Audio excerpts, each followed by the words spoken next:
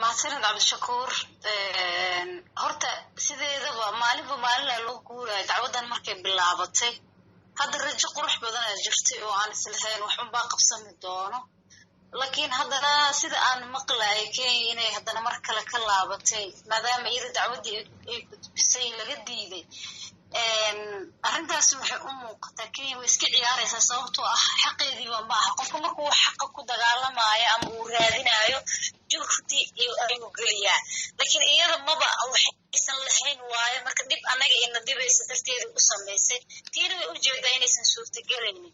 marka waxa ku qasbaya waxay tahay waxaan ka rabnaa marka maxkamadda inay iyada cadaalad fasho wayna ujeedaa cidda xaqa u leh inay u xukumiso. Soomaaliya iskale waa badeedii, marka waxa kaliya oo hadda ay Soomaali sugaysa ama uga fadhido waa maxkamadaasi inay cadaalad samayso, Soomaaliyana ay dib ugu soo celiso xaqeeda.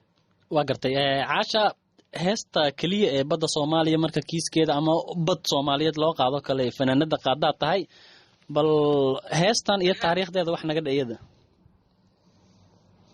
والله هسكن رياض horta waxa iskala abwaan riyadii la xakaba waxa iskala abwaan Salaad Cabdulle muusigana waa subxaan codkan aniga qaaday. heeskana waxay ka dhalatay xaaladaasi markay bilaabatay aan aragnay runtii waa u qaada weynay sababtaas aan kaliftay inaan anaga maadaama aan fanaaninahay hawsheenuna ay tahay inaan qarankeena difaacno afkeena waliba aan ku difaacno.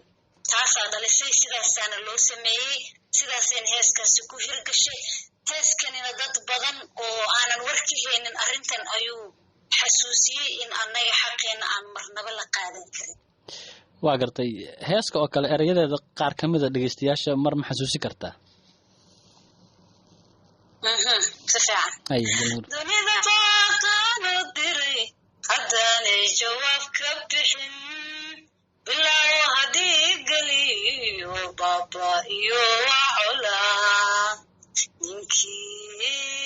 ninkii boqolyo qabo haddii lagu yiri batrool badan baa halka ku jira biyaha aniga iskale arankani beema noqon dhulkayguna boobama galo badayduna iiba ma aha.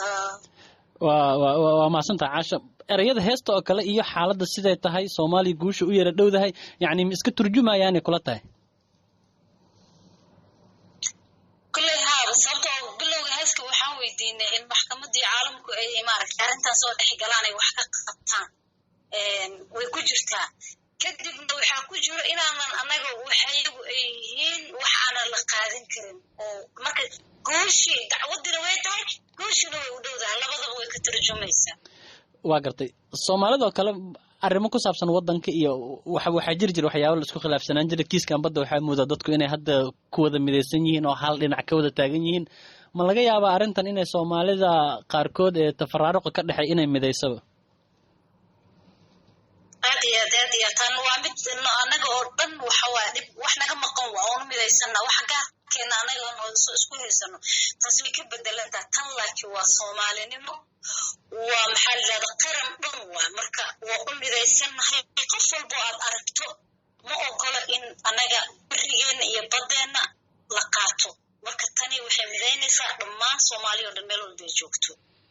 ugu dambeyn Soomaalida ku dhageysanaysa ama kula socoto warbaahinta nationka la socoto wax fariin oo u dirayso kiiskan ku saabsan?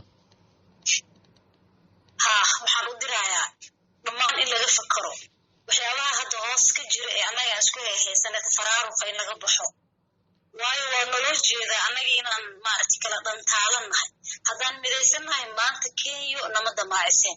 marka ummadda Soomaaliyeed waxaan u sheegayaa inay midoobaan wax walba oo dalkan iyo dadkan dhibaato ku ahna inay u midoobaan oo aynan cidna uga gaban. weliba shacabka Soomaaliyeed midnimadooda ha ilaaliyaan, dalka iyo dadkana ha ilaaliyaan. intaasaan dhahayaa.